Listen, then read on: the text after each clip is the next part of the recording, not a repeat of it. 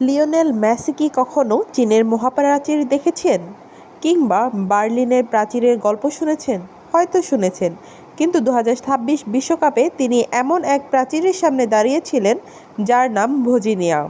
একজন গোলকিপার যার কোনো বড় ক্লাব নেই, যার ক্যারিয়ারের শুরুই হয়েছে 25 বছর বয়সে, যিনি একসময় মায়ের ভিসার টাকা জোগাড় করতে না পেরে কান্নায় ভেঙে পড়েছিলেন। সেই মানুষটাই আজ পুরো ফুটবল বিশ্বের আলোচনার কেন্দ্রবিন্দু। ফুটবলে আমরা সাধারণত দেখি 17 কিংবা 18 বছর বয়সেই তারকার জন্ম হয়। 20-22 বছর বয়সেই ইউরোপের বড় ক্লাবগুলো তাদের দলে ভিড়িয়ে নেয়। 24 বছর হতে না হতেই অনেকে বিশ্ব তারকা। কিন্তু ভজিনিয়ার গল্পটা একেবারেই আলাদা।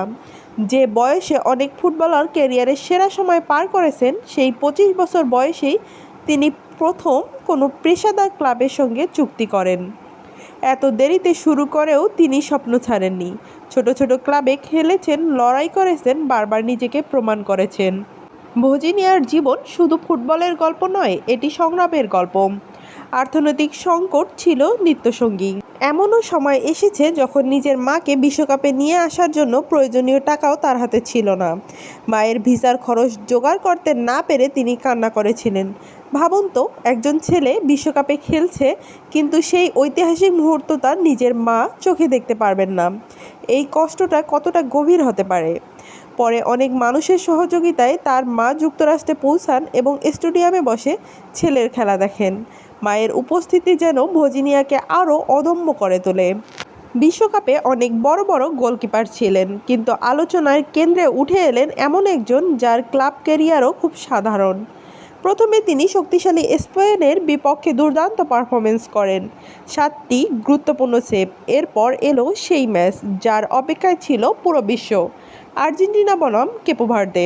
সবাই ভেবেছিল মেসির দল সহজেই গোলের বন্যা বইয়ে দেবে, কিন্তু মাঠে নেমে দেখা গেল অন্য এক গল্প। ম্যাচের শুরু থেকেই আর্জেন্টিনা একের পর এক আক্রমণ করেছে। মেসি, আলমাদা, জুলিয়ান আলভারেজ সবাই সুযোগ তৈরি করেছেন, কিন্তু প্রতিবারেই সামনে দাঁড়িয়ে আছে একজন মানুষ, ভজিনিয়া।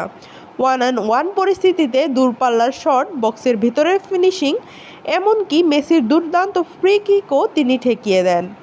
ম্যাচ শেষে তার নামের পাশে লেখা হয় 8টি সেভ। এই পারফরমেন্স শুধু একটি ম্যাচ বাঁচায়নি, বিশ্বকাপের অন্যতম স্মরণীয় গোলকিপিং প্রদর্শন হিসেবে জায়গাও করে নিয়েছে।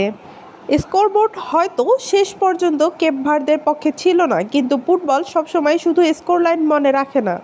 ফুটবল মনে রাখে সেই সব মানুষকে যারা অসম্ভবকে সম্ভব করার চেষ্টা করে, যারা বড় তারকাদের সামনে দাঁড়িয়ে ভয় পায় না। ভজিনিয়া ঠিক তেমনই একজন। তিনি দেখিয়েছেন নাম নয়, পারফরমেন্সেই একজন ফুটবলের আসল পরিচয়। সবচেয়ে অবাক করার বিষয় হলো যে গোলকিপার বিশ্বকাপে স্পেনের বিপক্ষে 7টি সেভ করেছেন, আর্জেন্টিনার বিপক্ষে 8টি সেভ করেছেন, মেসির একের পর এক শট ঠেকিয়েছেন। তিনি এই মুহূর্তে কোনো ক্লাবের সঙ্গে চুক্তিবদ্ধ নন। গত মৌসুমে খেলেছেন পর্তুগালের 2য় বিভাগে, সেই চুক্তিও শেষ। ভাবা যায় বিশ্বকাপের অন্যতম সেরা পারফর্মার, অথচ এখনও নতুন ঠিকানার অপেক্ষায়। হয়তো এই বিশ্বকাপেই তার জীবন বদলে দেবে। ফুটবল শুধু ট্রফির গল্প নয়, ফুটবল শুধু মেসি, রোনালদো বা এমবাপ্পের গল্প নয়। ফুটবল হলো সেই সব যোদ্ধাদের গল্প যারা হাজার বাধা পেরিয়ে একদিন পুরো পৃথিবীকে নিজের নাম উচ্চারণ করতে বাধ্য করে। ভজিনিয়া সেই গল্পেরই নতুন অধ্যায়। হয়তো বিশ্বকাপ জিতেনি, হয়তো গোল্ডেন গ্লাভসও পাননি, কিন্তু কোটি কোটি ফুটবল প্রেমীর হৃদয়ে নিজের জন্য একটা স্থায়ী জায়গা তৈরি করেছেন। ধন্যবাদ ভজিনিয়া, আপনি প্রমাণ করেছেন কখনো কখনো একজন গোলকিপারও পুরো ম্যাচের নায়ক হয়ে উঠতে পারে। আপনার এই লড়াই, এই সাহস আর এই আত্মবিশ্বাস ফুটবল ইতিহাসে অনেক দিন স্মরণীয় হয়ে থাকবে।